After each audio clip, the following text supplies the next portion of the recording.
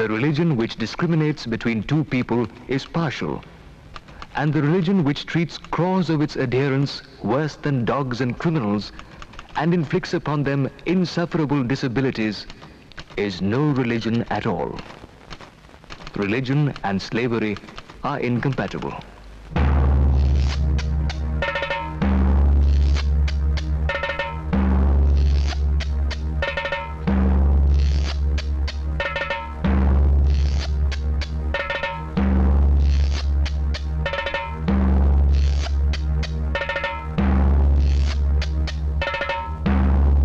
There cannot be a more degrading system of social organization than Chaturvarnya.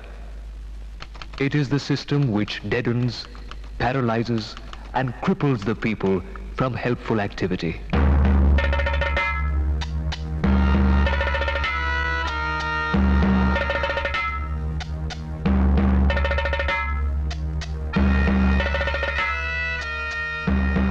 For centuries, they lived like this, in perpetual penury and social slavery. They were at the bottom, a part of the Hindu social order, and yet they were forced to live away from habitation. The untouchables of India, the pariahs of Hindu society, their humiliation and degradation ordained by Manu, the great lawgiver.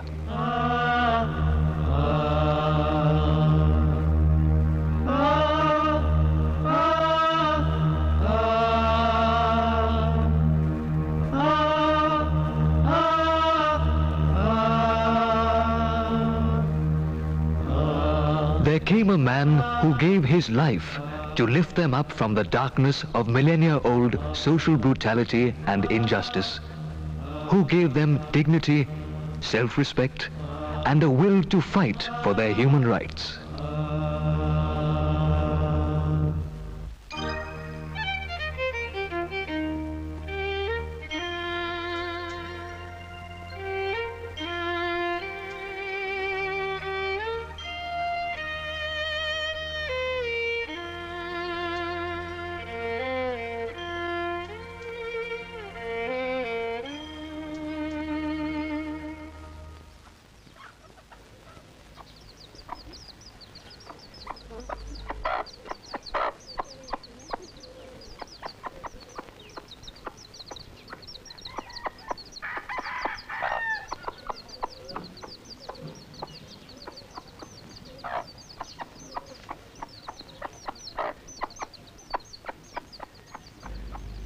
His decrepit ancestral home at Ambedkar in coastal Kolaba district of Maharashtra and the stark locality and silent tombs of his ancestors at nearby Dapoli may have a story to tell. A story of brutal social exploitation sanctioned by religion and the sacred scripts, of miseries imposed by a perfidious and inhuman social system.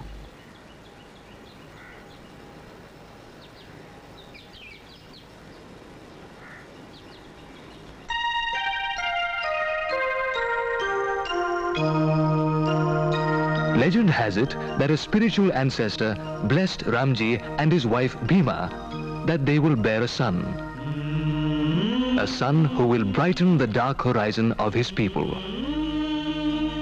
The son, Bhimrao, was thus born on 14th April 1891 in the military colony of Mhau in Madhya Pradesh, his father being a Subedar major in the Indian Army. Though an untouchable, the father was a devout admirer of the famous Saint Kabir and taught his songs to Bhimrao, who was greatly influenced by the humanistic ideals of the medieval secular saint. जो बिछुड़े हैं प्यारे से भटकते दर बदर फिरते हमारा यार है हम में हमन को इंतजारी क्या कबीरा इश्क का माता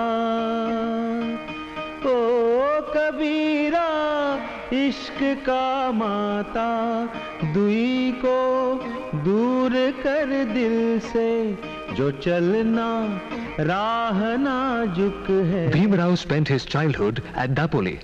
हमन सिर बोझ His family shifted to Satara, where he lost his mother. जो बिछुड़े हैं प्यारे से. He was thus brought up under the loving care of his paternal aunt, Mirabai.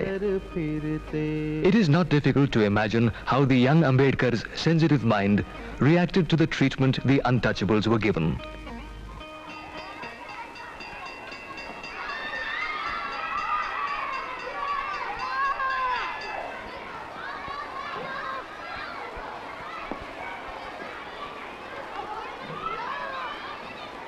In school, the teachers were kind and compassionate. One of the Brahmin teachers was fond of young Bhim and was so impressed by his intellect that he lent his own name to the young student. And thus, Bhim Rao Ambedkar became Bhim Rao Ambedkar.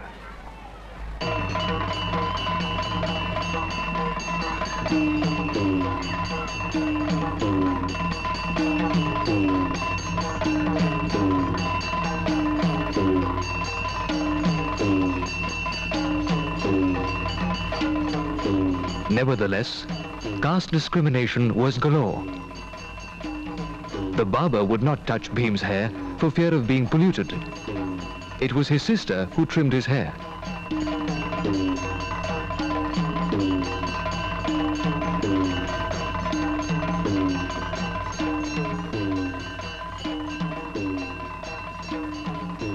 Bhim and his brother were made to sit outside the class on gunny cloth, for they felt their touch would pollute the other high caste students and the teachers. Bhim could not drink water from the common pitcher. Learning Sanskrit was taboo for the untouchables. The orthodox teachers dared not allow young Bhim to learn the language of the Vedas. Later, in the cosmopolitan Elphinstone School at Bombay too, Bhim had to suppress his fervent desire to study Sanskrit and was forced to take Persian instead.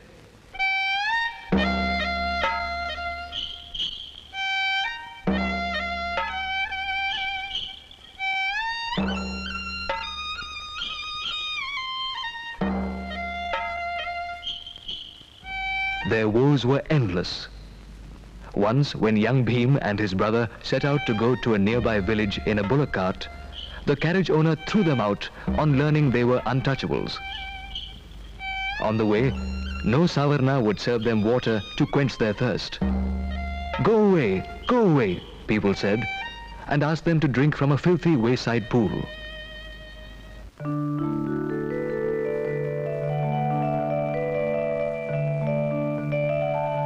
Despite the congested accommodation Ambedkar's family had in Bombay, first in Dabak Chawl and then in the Bombay Improvement Trust Chawl, surrounded by the labor area and the underworld, young Bhim pursued his studies diligently, often sleeping in the company of goats, reading in public parks and under street lamps. Once, when Bhim Rao was asked by the teacher to solve an example on the board, the panic-stricken Savarna boys scrambled first to remove their tiffin boxes from behind the blackboard to prevent them from being polluted. Turn in any direction you like. Caste is the monster that crosses your path.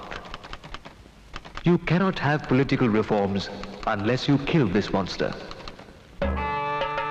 Ambedkar was married immediately after his success in the matriculation examination in the Baikala public vegetable market. The age of the groom, 17 years, and the bride Ramai, 9 years. Education continued.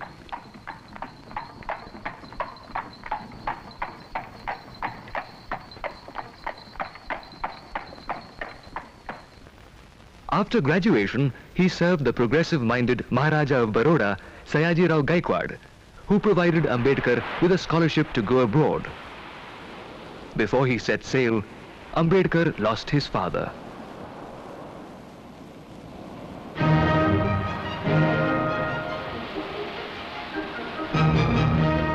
Then on to the United States of America. the land of liberty and equality, the land of Thomas Jefferson and Abraham Lincoln, to pursue higher studies.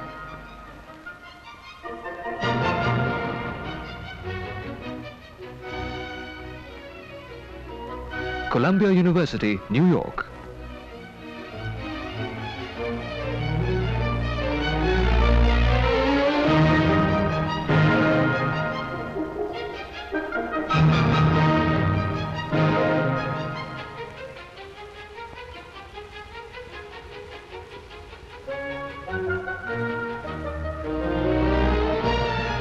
To begin with, he stayed at the Hartley Hall, the university dormitory, but the food did not suit him, and so he shifted to the Cosmopolitan Club, 114th Street, where most Indian students stayed.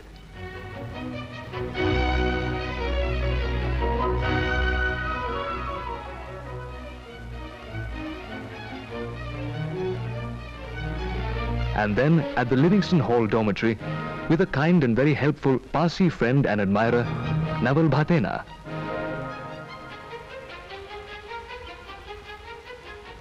Political science, moral philosophy, anthropology, sociology, and economics were his subjects of interest in Columbia, where he could quench his thirst for knowledge in the libraries rich with books. Ambedkar had a passion for knowledge and an obsession with books. Above all, he knew he must study hard to fight his battles back at home.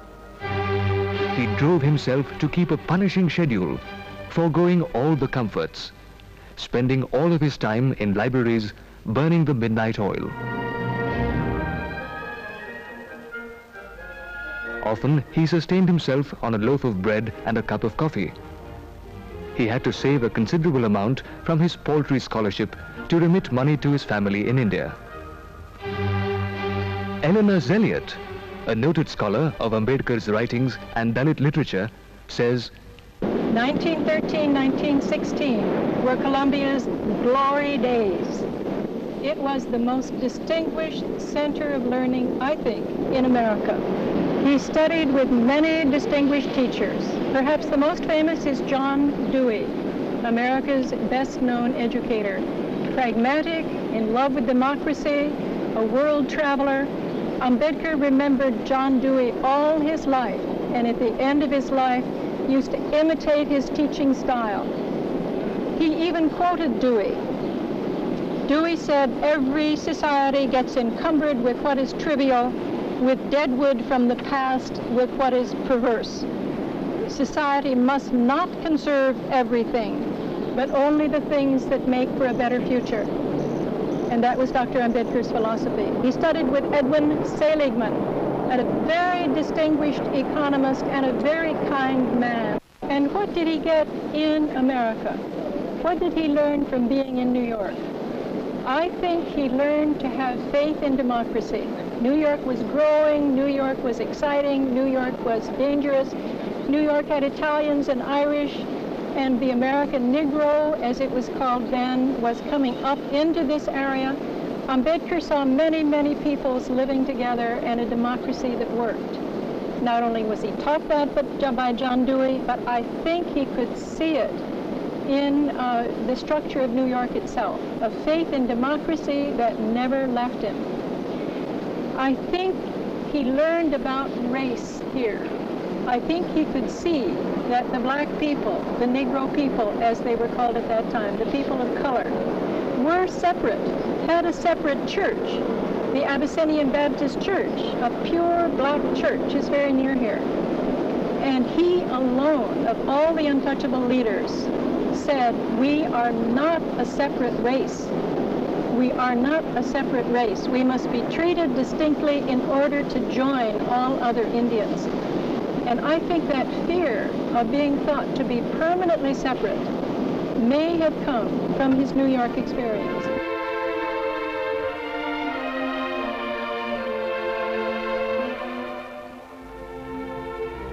Professor Ainsley T. Embry, Columbia University, an Indologist of repute, says, when Ambedkar came to Columbia in the years before the First World War, the dominant intellectual influence here was represented by John Dewey.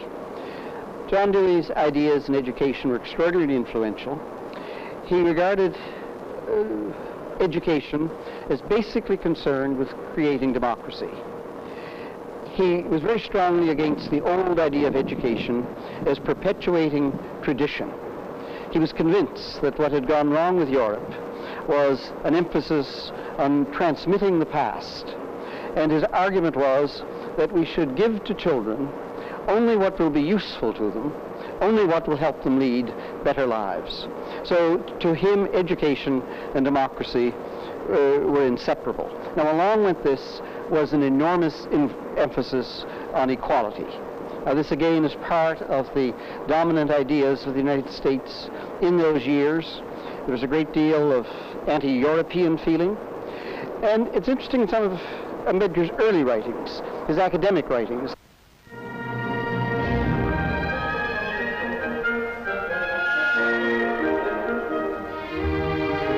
In 1915, Ambedkar was awarded a master's degree for his thesis, Ancient Indian Commerce.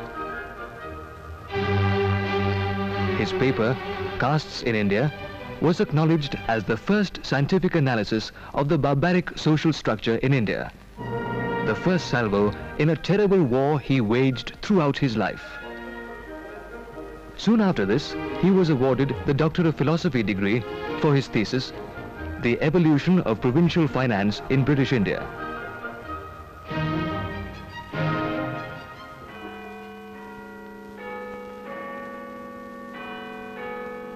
From USA to the London School of Economics for advanced studies, and also putting in terms at Gray's Inn for law. But his scholarship remuneration had run out. Despite his efforts, Ambedkar had to go back and serve Baroda state on the insistence of the state's Diwan. While in Baroda, Ambedkar had his first whiff of how even a superior officer, if he is an untouchable, is treated by the lowliest, a sepoy. This learned man, who had earned a doctorate from an American university, could not secure decent accommodation. He was literally thrown out of hotels and even from a Parsi guest house.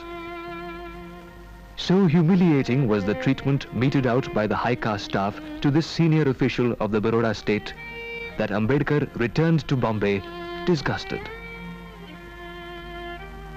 And thus ordained Manu, an untouchable, howsoever old and venerated he is lower in stature than the lowest of the caste Hindus, men, women, and infants.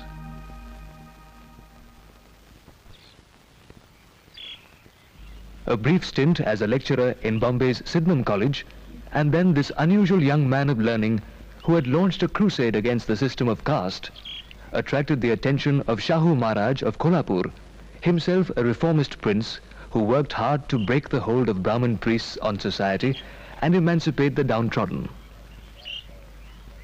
It was at this juncture in 1920 that Dr. Ambedkar, under the patronage of Shahu Maharaj, launched a fortnightly to articulate the anguish of his depressed community.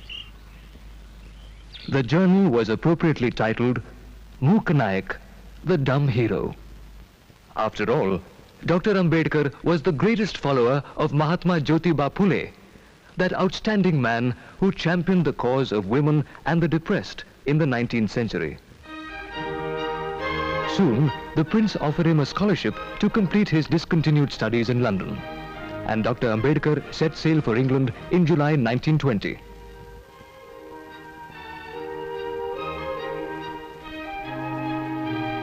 While resuming terms at the London School of Economics and Gray's Inn, Ambedkar turned his full attention to general reading, giving a free rein to his avarice for knowledge and books.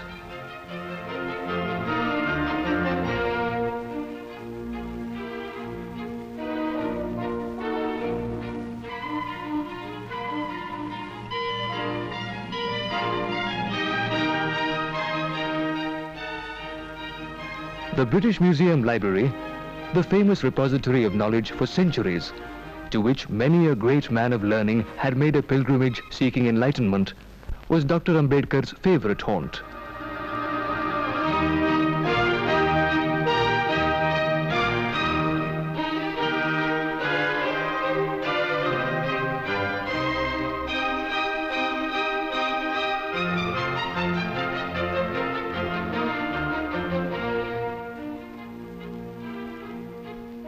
Ambedkar virtually starved himself to buy books. In any case, his funds did not amount to much, £8 a month. He lived frugally, hardly spending anything on clothes or transport. He often trudged on foot to different libraries to save money. He completed 2 theses for the London University: Imperial Finance in the Provinces of British India and The Problem of the Rupee.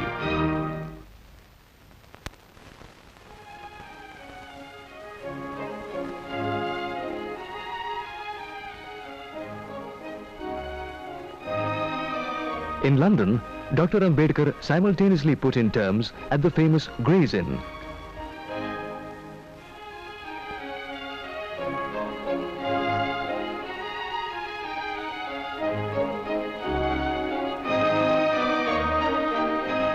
A man of versatile intellect, Dr. Ambedkar, even as he completed his thesis at the university, was called at the bar, the highest honor any person of his background had achieved till then.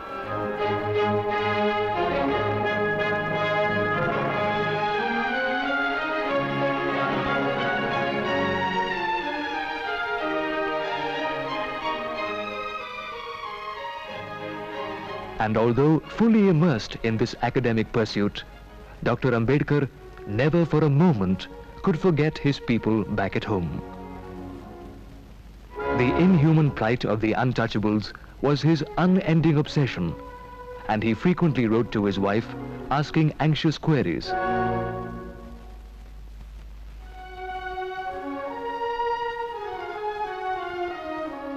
Dear Ramu, I am writing this letter from a distance of 3,000 miles. I know my absence has thrown a very large responsibility on you, but I am sure you will bear it with fortitude. Be sure that our children study hard.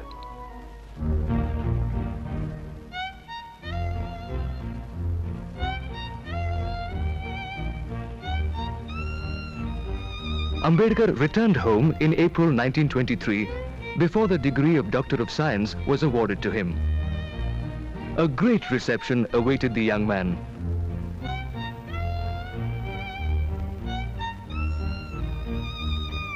From then on, while practicing law in the Bombay High Court, he plunged headlong into his life's mission to uplift the untouchables, to educate them.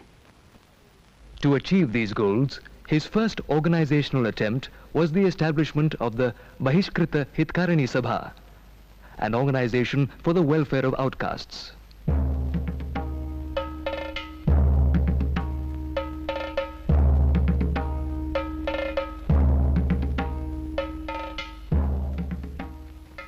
The first major battle was over the Savdar water tank at Mahad in Colaba district, an obscure place. That was a pioneering struggle which rocked the foundations of the caste-ridden society and blazed a trail in the social history of India. The beautiful freshwater tank, right in the midst of the town, was open to all. Savarna Hindus, Christians, Muslims, Europeans, cattle, dogs and birds could freely draw water from this tank, except the untouchables, the Shudras, the low-caste Hindus, who worshipped the same gods as the Savarna Hindus did. By a Bombay Legislative Council resolution of 1923, the tanks should be open to all. But it was not so. A conference of untouchables was held at Mahad on 18th and 20th March 1927, which heralded the beginning of the struggle.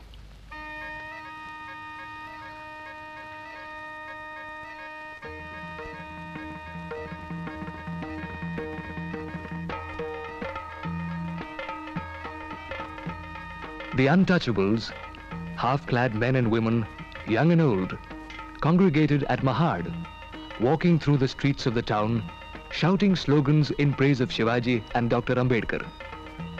Finally, they gathered at the conference, even as tension gripped the town.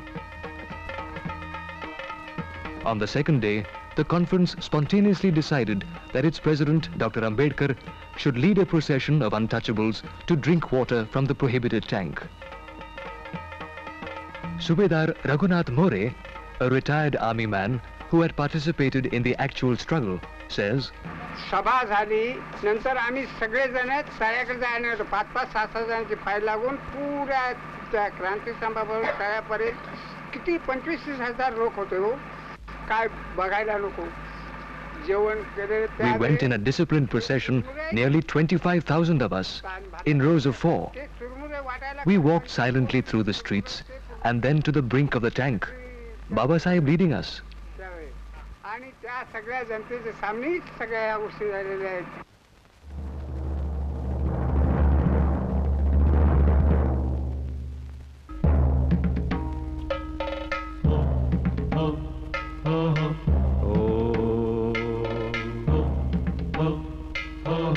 As thousands of eyes watched, Dr. Ambedkar touched the water.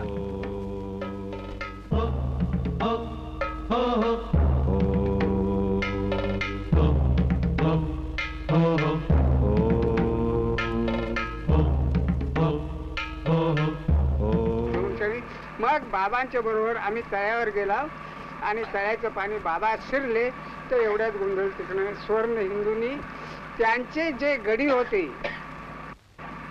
खुद्द स्वर्ण ब्राह्मण कोणता आलेला नाही पुढे ते More says, Marathi लोक that sparked off a violent reaction among the caste Hindus. The tank is polluted. Now they will pollute the temple of Lord Vireshwara, they shouted, and attacked the culprits, the untouchables, with sticks and stones. Several were injured. त्याच्यात मध्ये एक भानुदास कांबळे सांबार महाडचा, एक आपले हे राजभोज साहेब 2 आणि आमच्या वडवली गावचा फौजदार बाळू म्हणून त्याच होतं चांगला चाडा मोठा अगदी त्याला आणि चांबार खिंडचा एक त्या 5-6 जणांना मार लागला होता. Following the violence, the conference refrained from further physical confrontation and civil disobedience and decided to secure their rights through the court. The next day, the Brahmin priests of Mahad purified the tank in a religious ritual. This act wounded Dr. Ambedkar deeply, and they decided to take the struggle further. It was after this struggle that Ambedkar started another fortnightly journal from Bombay, Bahishkrita Bharat. It was part of the Mahad campaign that on December 25th the same year, under the leadership of Dr. Ambedkar, the second conference at the same spot ceremoniously burnt the Manusmriti. I may be hard on Manu, but I am sure my force is not strong enough to kill his ghost. He lives like a disembodied spirit and is appealed to, and I am afraid will yet live long. The growth of the caste system is too gigantic a task to be achieved by the power or cunning of an individual or of a class. Moving the historic resolution that rocked the Hindu orthodoxy, Dr. Ambedkar compared the event to the French Revolution. The veteran Tarkatirth, Lakshman Shastri Joshi, says, When he burned Manusmriti, I met him in Bombay, in his house, Dadar. I told him, you burn Manusmriti, but by burning everything is not negated. Something permanently positive remains in spite of burning Manusmriti. He said, I believe that Manusmriti must contain so many good thoughts. I don't say that everything is condemnable. He was very clear about it. He was not confused at all. The crusade continued. Dr. Ambedkar had lit the torch of consciousness. The untouchables all over Maharashtra and the country had begun to galvanize. In 1926, he was nominated by the governor to the Bombay Legislative Council. As a conscientious legislator, Ambedkar applied his erudition and legal knowledge to champion the causes of the lowly and the poor. The Mahar Vatan Bill, seeking to free the untouchables from village bondage, women's emancipation, education of the poor, prohibition. No subject which touched the lives of the downtrodden and the weaker sections escaped Dr. Ambedkar's scrutiny. He became the acting professor of Government Law College. His fame began to spread far and wide. Young intellectuals from the depressed classes began gathering around him. Dr. Ambedkar was called upon to give evidence before the Simon Commission. His deposition evoked a furor and consternation in religious and political circles. We claim that we must be treated as a distinct, independent minority. We claim reserved seats if accompanied by adult franchise. And if there is no adult franchise, we ask for separate electorates. The movement to force entry into temples was an expression of this reformist inclination. The 5-year-long satyagraha at the famous Kalaram temple of Nashik, which began in 1930, was a test case. The temple of Lord Rama at Nashik is an ancient place of pilgrimage, where holy Kumbh Melas are held every 12 years. But for the untouchables, it was impossible to set their eyes on the idol of Lord Rama.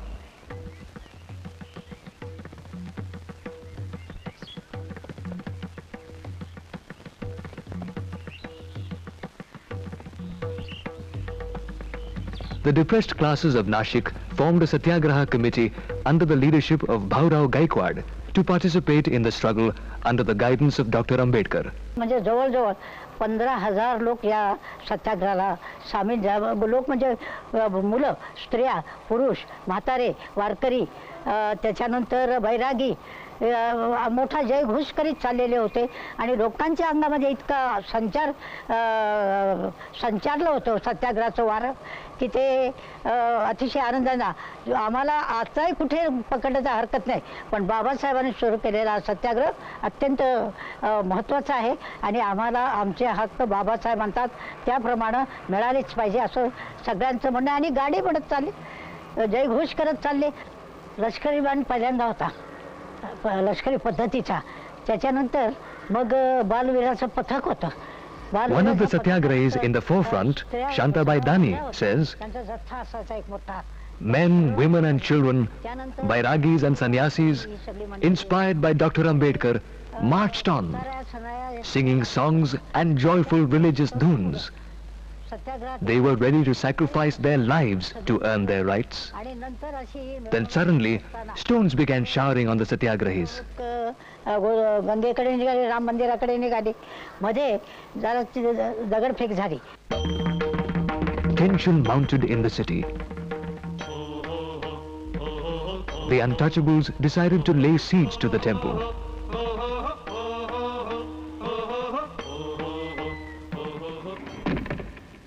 The priests closed the gates, and Lord Rama became inaccessible not only to the Shudras, but also to the high castes. The siege continued. As the birth anniversary of Lord Rama drew near, a compromise was reached. The ritual Ram Rath on that day would be pulled both by the Savarnas and the untouchables. त्याच्यानंतर 3 तारखेला रथ ओढायला सुरुवात झाली. रथ ओढायला सुरू झाले तर अर्धे लोक तिकडे अर्धे आमचे एका जोडीला लागले, परंतु त्या लोकांच्या मनातूनच नव्हतं का आम्ही लोकांनी रथ ओढावं. The Satyagrahis recalled the drama even today. It appeared that the Savarnas had no intention of allowing us to touch the divine chariot. They started throwing stones. I was hit by a stone and started bleeding profusely, but I would not leave the procession.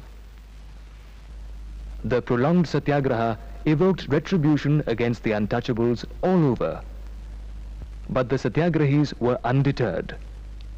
the temple remained closed for a whole year, and the agitation continued till the end of 1935.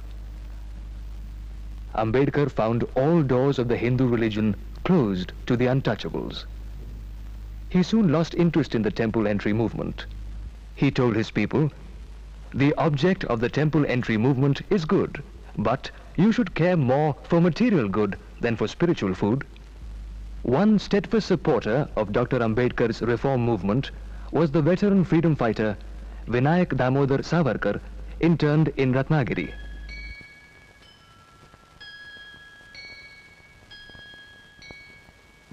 Savarkar was against caste divisions and worked for uplifting the depressed castes and removing untouchability. He wanted to invite Dr. Ambedkar to inaugurate an all-caste temple he built in Ratnagiri. Due to his previous engagements, Dr. Ambedkar could not make it.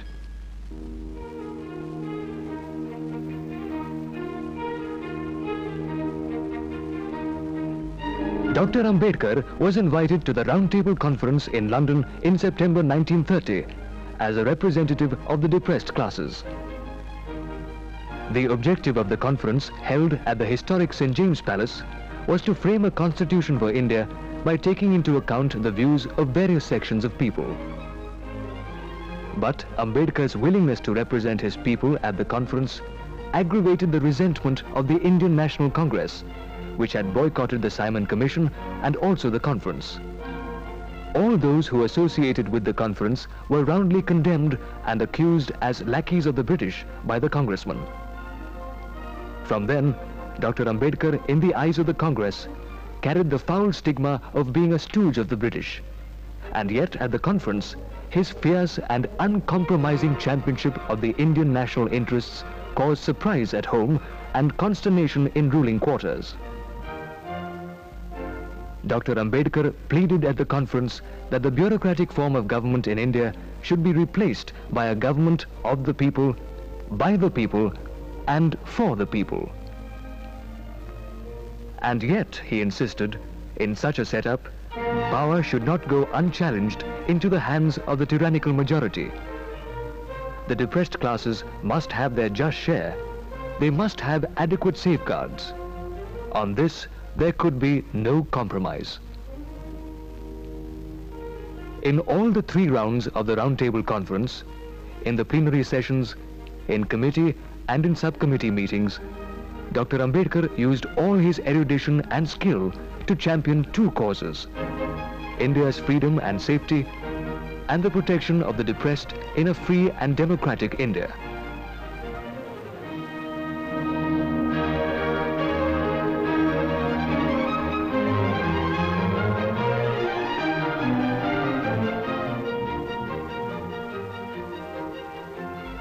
While in London for the Round Table Conference, Dr. Ambedkar stayed at different places, but maintained steady communication with his movement and followers through a flood of letters. His performance at the Round Table Conference made a deep impact on the intellectual and the political circles in England. Nobody could now ignore Ambedkar. Ambedkar's relentless espousal of the cause of the untouchables did have some effect. Mahatma Gandhi, who sincerely believed that it was not in the interest of the scheduled castes to stray away from the Indian political mainstream, was perturbed. He invited Dr. Ambedkar for a discussion to Mani Bhavan in Bombay. Gandhiji said, "It is really surprising that men like you are opposed to me and to the Congress. We are not prepared to have faith in great leaders and Mahatmas. Let me be brutally frank about it. History tells us that Mahatmas, like fleeting phantoms, raise dust, but raise no level. Why should the Congress oppose our movement and dub me a traitor?" "Gandhiji, I have no homeland." Gandhiji replied, "You have got a homeland. I know you're a patriot of sterling worth. How can I call this land my own homeland, and this religion my own, wherein we are treated worse than cats and dogs? I am against political separation of the untouchables from the Hindus. That would be absolutely suicidal," said Gandhiji. That was the first crossing of swords between Gandhi, the Mahatma, and Ambedkar, the savior of the untouchables. And when the British Prime Minister declared the Communal Award, granting separate electorates to the untouchables, Mahatma Gandhi went on a fast unto death. Ambedkar thundered, "There have been many Mahatmas in India whose sole object was to remove untouchability, but every one of them has failed. Mahatmas have come and Mahatmas have gone, but the untouchables have remained the untouchables." Tension heightened as Gandhiji's health deteriorated. "My life or separate electorates for the untouchables," threatened the Mahatma. So overbearing was the pressure that Dr. Ambedkar had to give in. A compromise was reached. Instead of separate electorates, the concept of reserved constituencies was accepted. And then the famous Pune Pact was signed. Gandhiji ended his long fast. The confrontation symbolized the historic clash between the differing socio-political perspectives of the two great men. The nation heaved a sigh of relief, but the untouchables had lost a battle. At present, I am the most hated man in Hindu India. I am represented as a traitor. I am denounced as the enemy of the Hindus. I am cursed as a destroyer of Hinduism and branded as the greatest enemy of the country. But believe me when I say that when after some days the dust settles down and a review of the proceedings of the Round Table Conference is dispassionately taken by future historians, the future generations of Hindus will acclaim my services to the nation.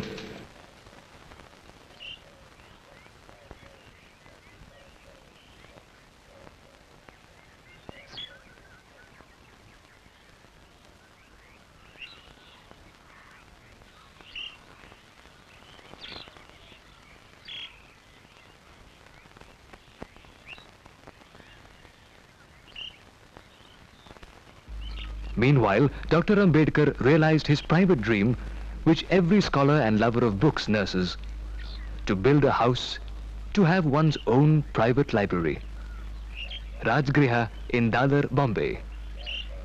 Mr. S.S. Rege, the famous librarian of Siddharth College, tells a story about a priest who went to persuade Ambedkar on how his own religion offered true salvation. Now there Dr. Ambedkar was listening to him very quietly, and after that he quietly asked him, "What Bible do you use for your prayers?" Now this priest was surprised. He didn't know what this question was. He said, "What Bible?" I said, "The Holy Bible." "Yes, yes, I know the Holy Bible, but which version do you use?"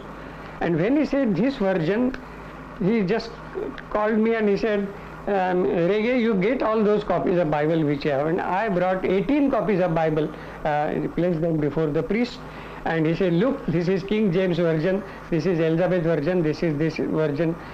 Now this priest was flabbergasted to say that this fellow has number of copies of different types of Bible.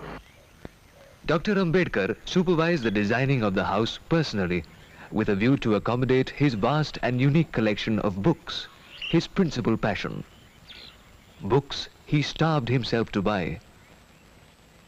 Here it was in 1935 that his devoted companion of many years, Ramabai, passed away, leaving a vacuum in Dr. Ambedkar's life. For a few days, Dr. Ambedkar went into deep mourning and secluded himself from the world.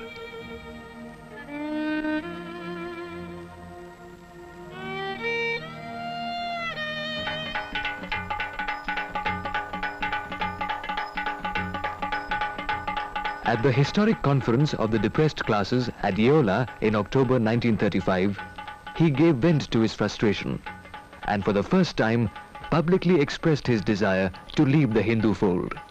He told the Yeola gathering, "Unfortunately, I am born a Hindu untouchable. I solemnly assure you that I will not die a Hindu." So momentous was this announcement that it took the Indian society by storm.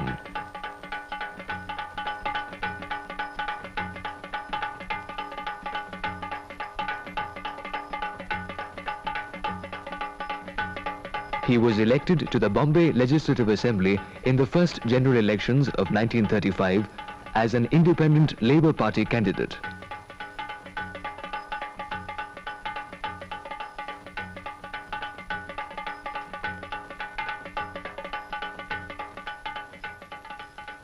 This party, newly formed by him, won 17 seats. He gave deep thought to the plight of the working class, even as he organized workers' trade unions. He spoke on the finances of the state and the nation. Agrarian problems, such as the consolidation of small holdings, attracted his studied comments. Mr. P.T. Borade, Dr. Ambedkar's close associate, says, Babasaheb Ambedkar, as a matter of fact, wanted all injustices and exploitations existing in India be ended. And 3 types of exploitations were there so far when he has started the movement. One, what is known to be Watandari or Maharvat Kamgars or Watandars. Second, the halai system means plough attached to the plough system. And thirdly, khoti system, which were there 3 together. And lastly, general agricultural movement and scavengers. The halais means one who was attached to a plough. That man was enforced to work throughout his family, and there was no independence for that. And the lands were they were sold along with the land, and thus that was the agricultural system must be ended. Babasaheb Ambedkar therefore started a movement along with Ghulam Maharaj and others when many people were assaulted, and at the same time they were detained. And that particular system was so existed that along with khoti system, this was also ended in 1938. बाबासाहेबांची इच्छा एवढीच होती की जास्त प्रजा वाढता कामा नये आणि गरीब लोकांमध्ये ही गोष्ट. Mr. P.J. Roham, Ambedkar's associate and a member of the assembly, says, Dr. Ambedkar's championship of birth control in those days shows how far ahead of his time he was. Lord Bottomley, member of the Parliamentary Committee visiting India, says, when I went to India in '46, he was a member of the Viceroy's Council and responsible for industrial matters. I was the only trade unionist on the parliamentary mission from this country, and it was natural that I would seek him out to talk about industry and related matters. I asked him about the trade unions, and he said he was keen to get trade unions established and was encouraging employers to recognise trade unions. He seemed very keen on that. He also told me he wanted to establish a minimum wage for workers. If I tell you that it was many years later that the British Labour Party embarked upon such a scheme, you'll see how advanced he was and his thoughts.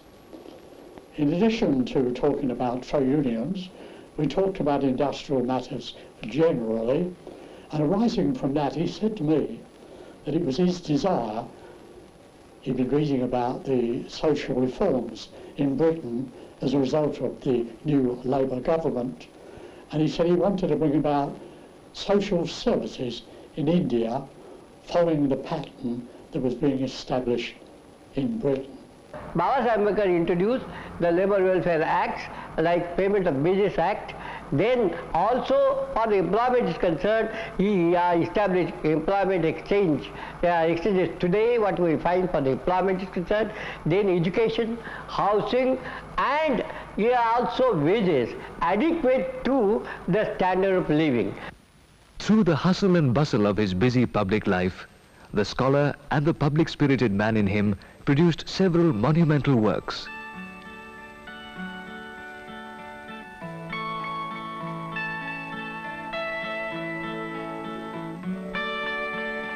Among those particularly acknowledged for his erudition and referred worldwide in academic communities were his works Who Were Shudras, The Untouchables, and Pakistan or Partition of India.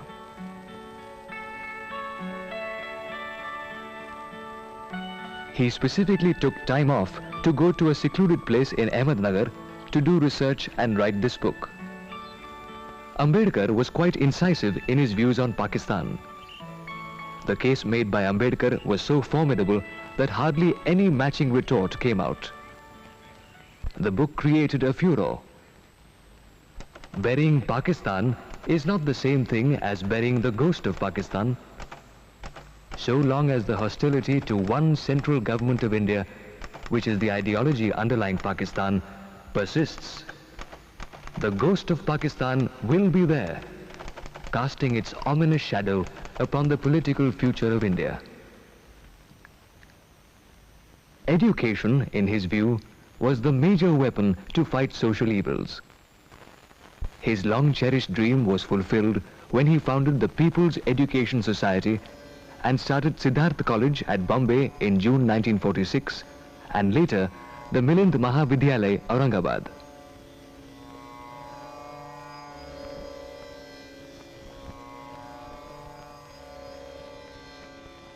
Later, Dr. Ambedkar donated his vast collection of books to the Siddharth College Library.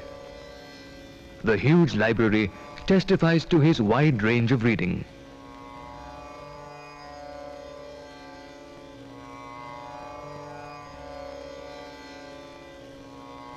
Mr. Ghanasham Talwatkar, his associate in the field of education, says, "The object of the People's Education Society, founded by Dr. Babasaheb Ambedkar, is not only to give education, but to give education in such a manner that it should promote intellectual, cultural, and social democracy.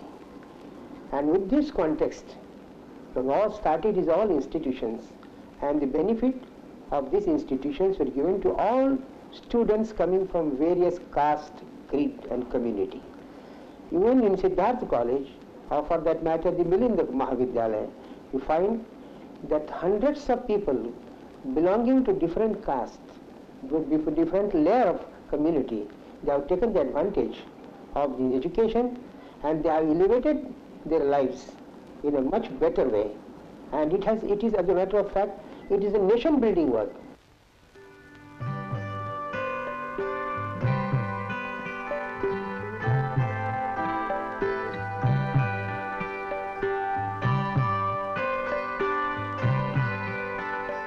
He took a personal interest in designing and constructing the building and campus of the Milind Mahavidyalaya.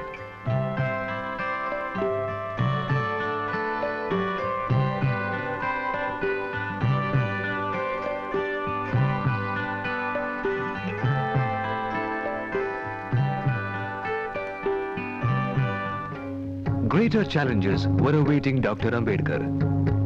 He had a mission to fulfill. Destiny awaited him in Delhi. In July 1942, Dr. Ambedkar was invited to join the Viceroy's Executive Council as a Labour member. Dr. Ambedkar was elected to the Constituent Assembly of India in October 1946.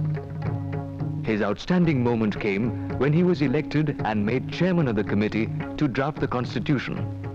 We were knowing each other almost for 1 year before we got married on the 15th of April 1948. Dr. Ambedkar had taken over law ministry since 1947 when we met, and after my marriage I was very closely watching him work on the Constitution. He was given the position as chairman of drafting committee of the Constitution, and as a very important position as a chairman he had to work very hard to see that all schedules and articles in the Constitution are discussed properly and all the members in the Parliament know what they are doing. So his schedule for almost 16 to 18 months was very tight.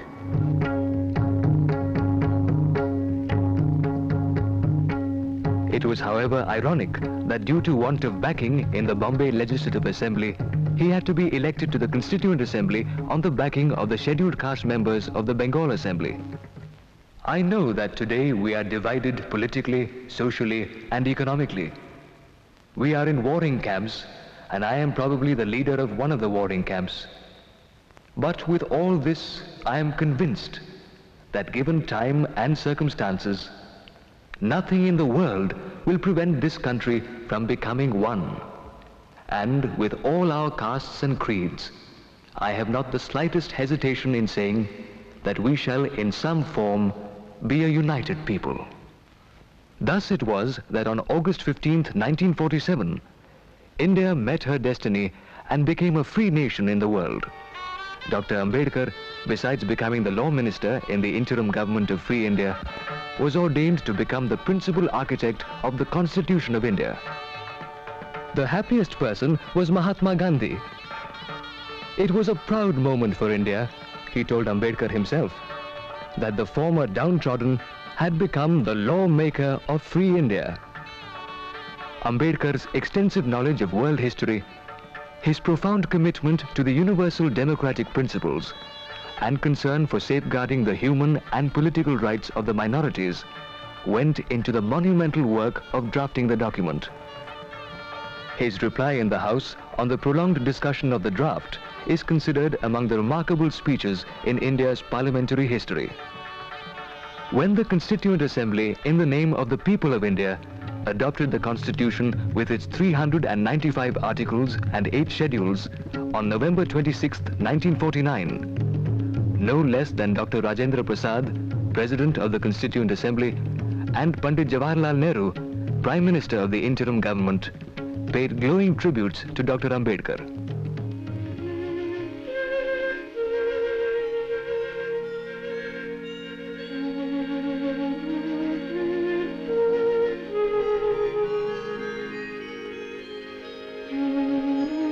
Mrs. Babasaheb Ambedkar says, in 1951, in the Indian Parliament, a bill was introduced, which is famous now and well known by name Hindu Code Bill.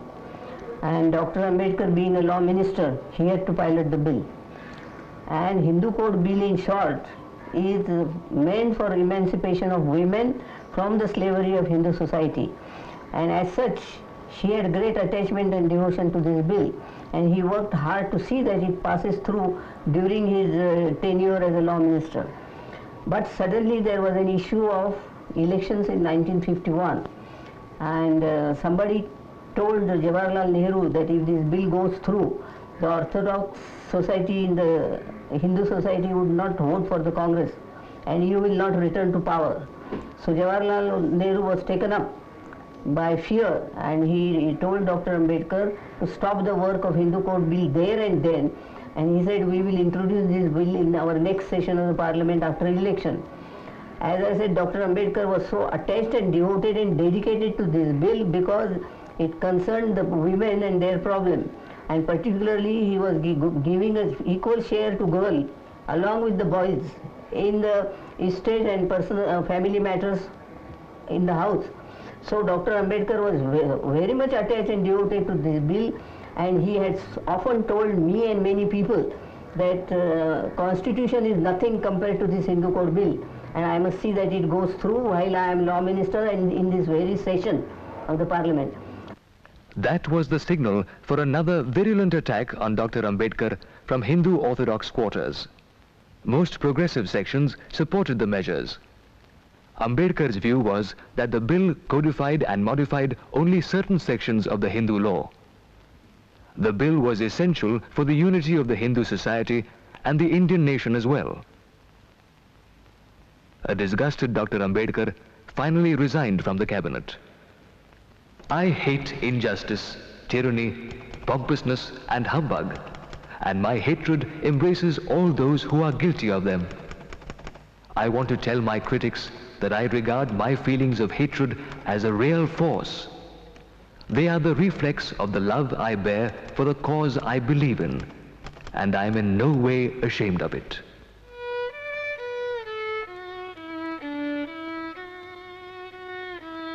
Like all great men of the masses, always surrounded by people, Dr. Ambedkar sometimes found himself utterly lonely.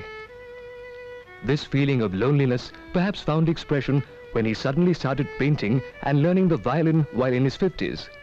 रेजाने आम्हा दोघा बंधूंना डॉक्टरांच्याकडे आणलं आणि आमची ओळख करून दिली.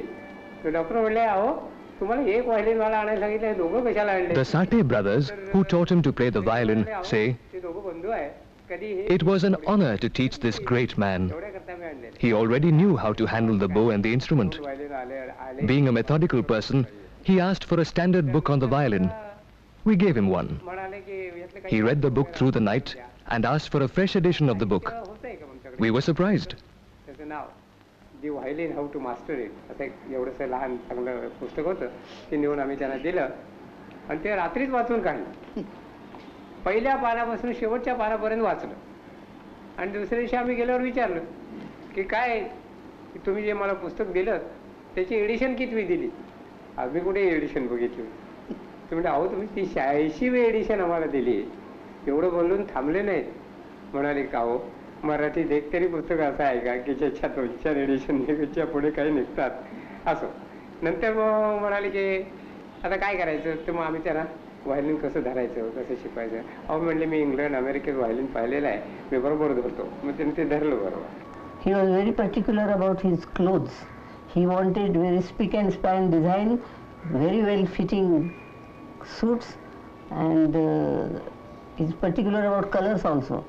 He had a tailor, a Mohammedan man, who used to design his clothes and see to that they fitted well. One particular thing about this tailor, he used to design and stitch clothes for the Viceroy and the Commander-in-Chief of the British days.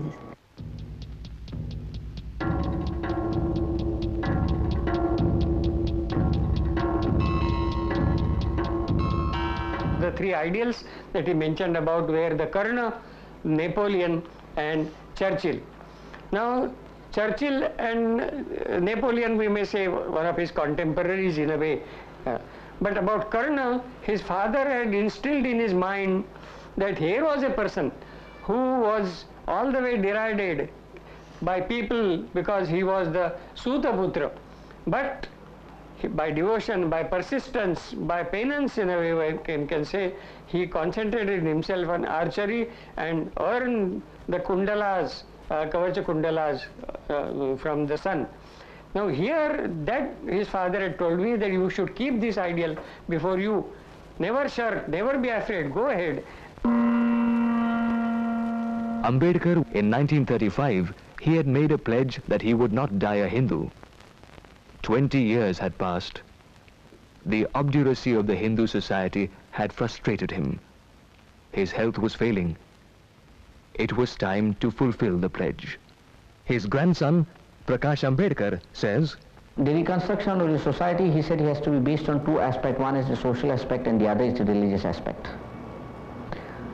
He said while taking social aspect, we have to take the linguistic, regionalistic and his culturalistic view into consideration. In India, he said that every community that exists is at crossroad with each other. And he said where the communities are at crossroad with each other, they have their different perspectives and they have their different ideas before them which clashes against each other. And these clashes have divided the masses and the communities in India. What he emphasized was that India will consist of an heterogeneous mass. He wanted it to be converted into an homogeneous mass of state. Because he said unless India becomes an homogeneous state, it can't remain united. The second aspect that I was dealing was with religion.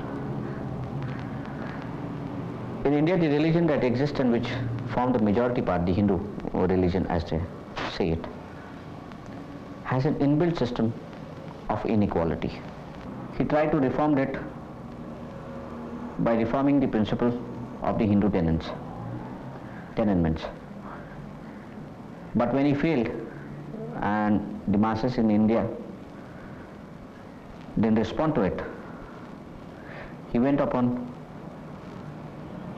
the next path which was left open to him.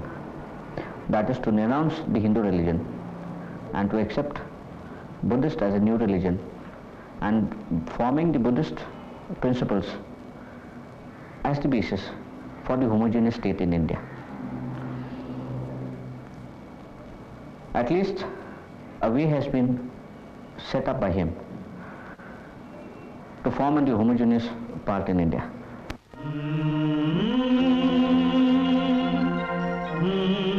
I prefer Buddhism because it teaches pradnya or understanding as against superstition and supernaturalism, karuna or love, and samata or equality. बाबासाहेबांनी ठरवलंच होतं, त्यांनी जाहीर करून टाकलं होतं की त्यांची दीक्षा मुंबईला होईल.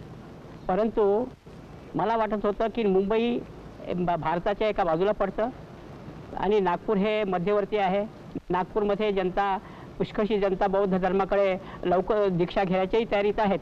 आणि या दृष्टीनं आम्ही बाबासाहेबांनी जी संस्था काढली होती, भारतीय बौद्ध जन समिती, ती चालवत होतो. त्यांचं press Vaman Rao Godbole says, त्यांना पत्र लिहिलं. we persuaded Dr. Ambedkar to hold the grand Diksha ceremony in Nagpur, since it was a central place and the ancient capital of the Naga kings.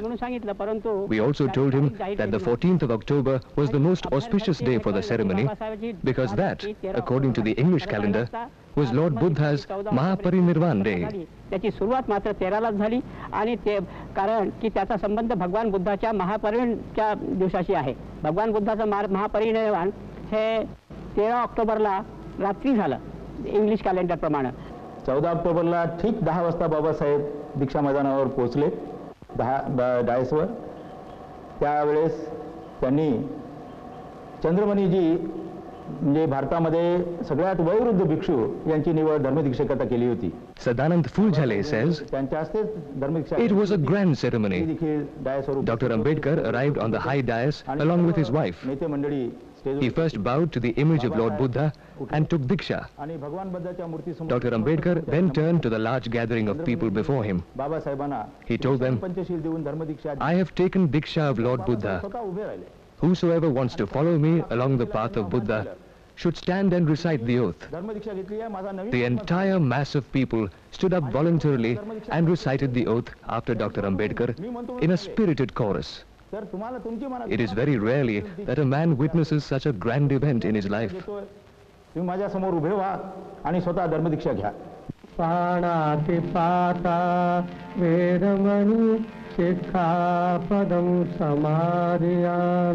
Dr. Ambedkar's embracing Buddhism was an epoch-making event. It shook the Hindu society to its very foundations. Nearly 1 million untouchables accompanied Dr. Ambedkar on his new path. But more important than the numbers, the grand Diksha ceremony symbolized the denouncement of the Hindu caste system and the pernicious practice of untouchability.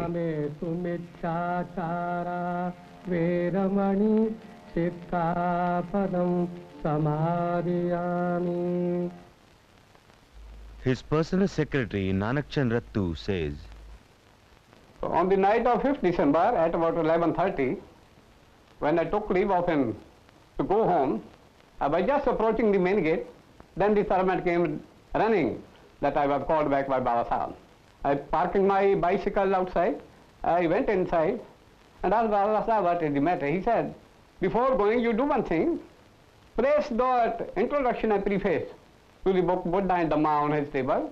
Then he had also dictated to me one letter addressed to Atre and Joshi of Samyukta Party Bombay regarding formation of the Republican Party of India.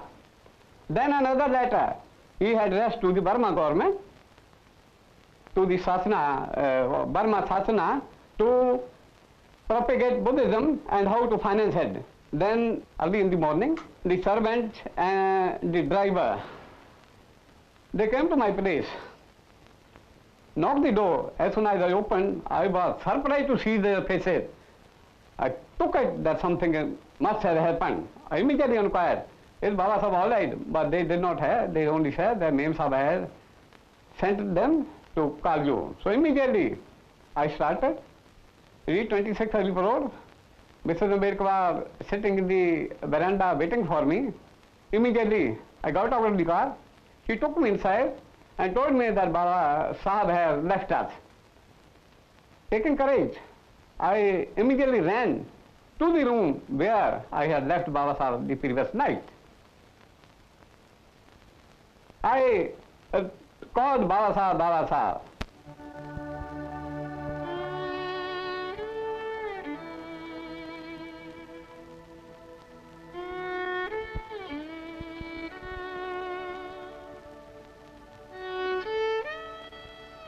Thus ended on December 6, 1956, the great journey of one of the tallest sons of India.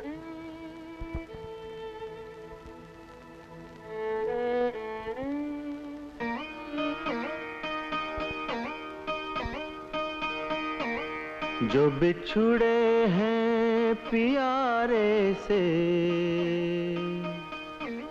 भटकते दर बदर फिर A fierce social rebel and yet a compassionate reformist. A proud nationalist who would not compromise on the rights of the downtrodden. An iconoclast who believed in the necessity of religion. A champion of women and the minorities. The last outstanding leader in the glorious chain of social reformers Maharashtra has produced. Ranade, Phule, Agarkar and Ambedkar. The great son of India who gave self-respect and political rights to the millions of untouchables of India. हमन सिर बोझ भारी क्या जो बिछुड़े हैं प्यारे. The Buddha's means of persuading people to adopt the principle is by persuasion, by moral teaching, by love. He wants to conquer his opponents by inculcating in them the doctrine that love can conquer anything and not power. That's where the fundamental difference lies, that the Buddha would not allow violence and the communists do. No doubt, the communists get quick results because when you adopt the means of annihilating him, he does not remain to oppose you. You go on with your ideology. You go on with your ways of doing things. The Buddha's way, as I have said, is a long way. Perhaps some people may say a tedious way. But I have no doubt about it that it is the surest way.